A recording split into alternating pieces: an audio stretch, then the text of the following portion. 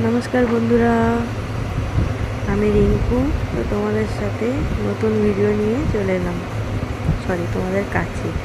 তো আজকের রেসিপি হলো দই কাতলা। তো তারই প্রিপারেশন চলছে। দেখো, বড় বড় কাতলা মাছ নুন হলুদ দিয়ে মাখিয়ে নিয়েছি। এবারে ভাজতে দেবো। কড়াইয়ে তেল গরম হতে দিয়ে দিয়েছি। তেলটা গরমও হয়ে গেছে, দেখতেই পাচ্ছ ধোঁয়া বেরিয়ে গেছে। একে একে মাছগুলো দিয়ে দিলাম ভাজার জন্য। ভাজা হয়ে গেলে একটা করে মাছগুলো তুলে নেব।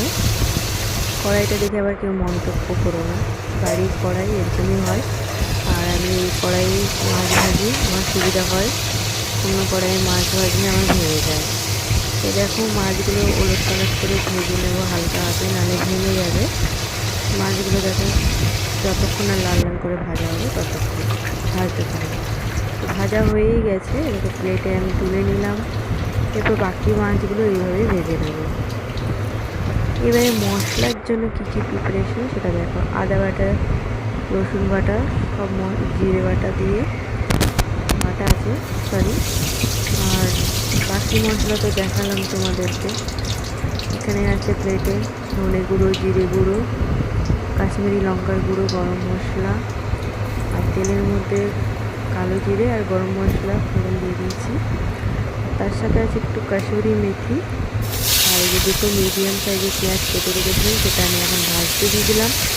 একটু পেঁয়াজটা লাল লাল ভাজা হয়ে গেলে বাকি মশলাগুলো এর সাথে অ্যাড করে দেবো। সব মশলার মধ্যে কী কী নিয়েছি সব তো দেখিয়ে দিলাম তোমাদেরকে, আলাদা কিছু না। নেওয়ার মধ্যে শুধু দই নিয়েছি আমি 50 গ্রামের মতো। তো আদা রসুন পেস্টও নিয়েছি, বললাম যে এইভাবে তোমাদেরকে। তো দেখো, আমি আগেই সব মশলা দিয়ে কষিয়ে নিয়েছি, সেই ভিডিওটা নিইনি, কারণ ভিডিওটা অনেক বড় হয়ে যাবে। তো তাই আমি ভালোভাবে মশলাটা কষিয়ে ঢাকা দিয়ে দিয়েছিলাম সামান্য একটু জল দিয়ে। তো এরকমই গ্রেভি থাকবে, এর বেশি জল আমি দেবো না। মিডিলে দুটো কাঁচা লঙ্কা দিয়ে দিয়েছিলাম, সেই ক্লিপগুলো নিই, কারণ অনেক লং ভিডিও হয়ে যাবে। চেষ্টা করেছি একটু শর্টের মধ্যে করার ভিডিওটা। তো সব মাছগুলো একে একে গ্রেভির মধ্যে সব দিয়ে দেবো। আলতো হাতে একটু নাড়াচাড়া করবো, বেশি জোরে করলে পরে মাছগুলো ভেঙে যেতে পারে। তো হালকা হাতে একটু নেড়ে চেড়ে আবারও আমি ঢাকা দিয়ে 5 মিনিটের জন্য গ্যাসটাকে লো ফ্লেম করে রেখে দেবো। নামানোর আগে একটু গরম মশলা আর ঘি দিয়ে নামিয়ে নেব। গরম মশলা আর ঘি দিয়ে নামানো সেই ক্লিপটা আমি নিইনি। তো তোমরা আর এক হাতে ক্যামেরা করছি বলে দেখো থালাটা ওঠাতে গিয়ে পড়ে যাচ্ছিল। তো দেখো ফাইনাল লুক এটা কেমন হয়েছে রান্নাটা।